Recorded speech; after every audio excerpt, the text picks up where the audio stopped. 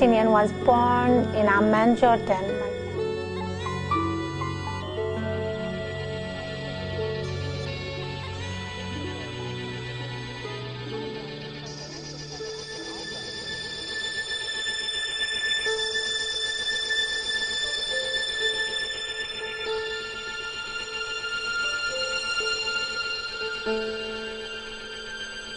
She was subjected to a strip search. Really, they put her in a room separate from anybody else, from anything else, for hours. They searched her, like every inch of her body. She told me that she was, the minute they left her alone, her tears were just coming down her cheeks. I studied in the United States for college and for graduate school.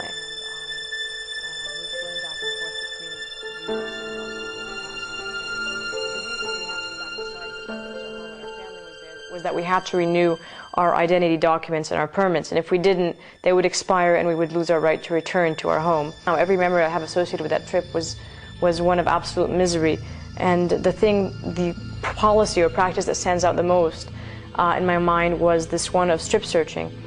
I am a Palestinian-American attorney. I live in Portland, Oregon.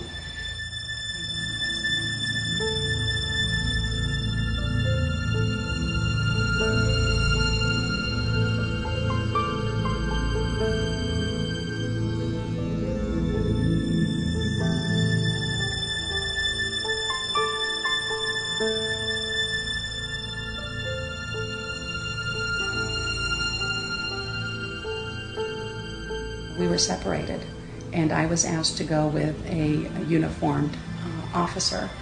She asked me to undress, and I must have hesitated because she asked me again. And having grown up in a Christian family in Nazareth, I was quite modest. She took off my top, I helped to take off my pants, and didn't really say much of anything. And she had me turn around. She felt my legs, my behind. So there I was as a 10-year-old in this little room, just about completely naked, and knew that I could not challenge what was happening. And I just complied. It just feels, sitting here as an adult, that as a child I really shouldn't have had to go through that. I was born in Englewood, New Jersey, and I was raised in Cliffside Park, New Jersey, which is where I still live. It's a 1 square mile town, 10 minutes out of Manhattan. I was student council president, editor of my yearbook. I remember being 7, 8, 9, 10, 11, being strip searched. I remember being really little and being strip searched and having them have me take off my pantyhose, and because I had cerebral palsy, not being able to put the pantyhose back on. I remember I was about maybe 12 and feeling uncomfortable, having to remove my shirt and or my undershirt, because she had said you can't keep your undershirt on, you have to also remove that. And I remember thinking, how audacious it was at the time. For what purpose could it serve for me to remove my undershirt other than to embarrass me, And I was crying and pleading with my mother to ask her. I'm a stand-up comic. I travel all over the United States. I fly 3-4 times a week. If I was on any watch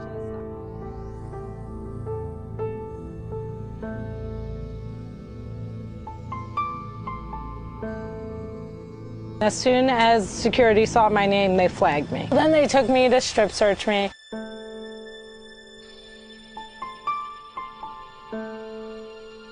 I said, well, listen, I need a maxi pad right now.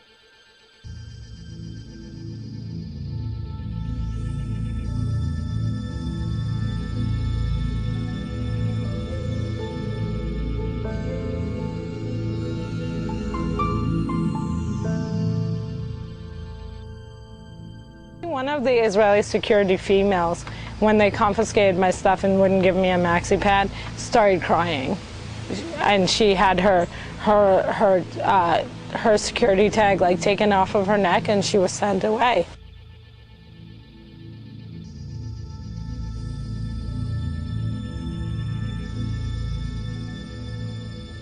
There's nothing more horrifying or embarrassing you can do to a woman than have her sit there and bleed all over herself.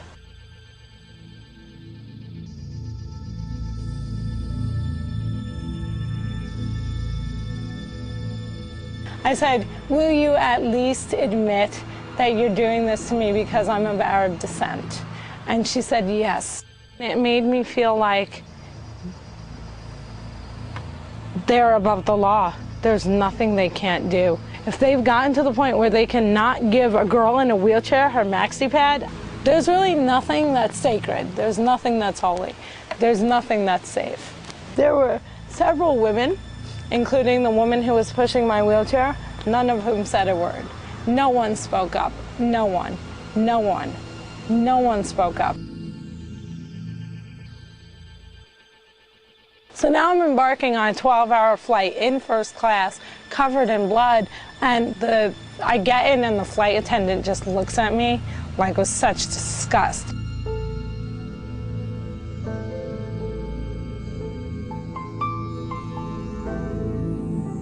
As a disabled person, I just felt like it was my worst fear come true, the idea of not being able to take care of myself and just being a mess.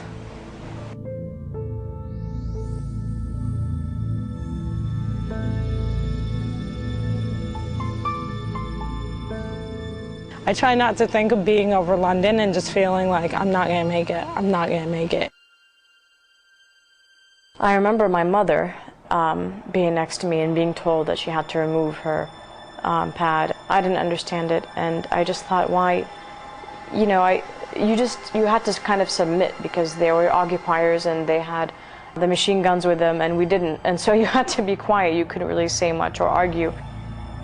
The last time I saw my parents, I was 14, and they sent me on a children's transport, a kinder transport to England. And by sending me there, they literally gave life to me a second time. In 1981, I went back to the camps where my parents had been. The last camp was Auschwitz. When I stood on the spot where the cattle cars arrived and the selection was made, although there's nothing there that could possibly remind me of my parents, that's when I finally accepted there's no way that they survived or that other family members survived.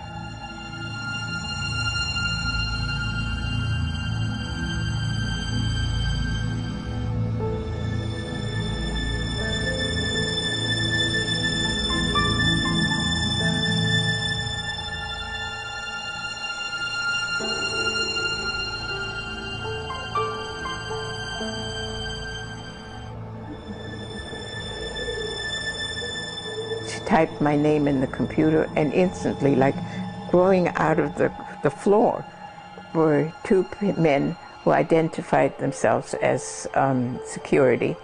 Their name tags were turned around. I was wanded and patted down, and then I was told to get undressed. And I said, you have no right to do this. So I got undressed. And then I was told to bend over, and I was internally searched. And I said, why are you doing this? They said, because you're a terrorist, because you're a security risk. I have never in my whole life been so angry. I've never been so embarrassed in my life. Why would you go to such lengths to humiliate someone?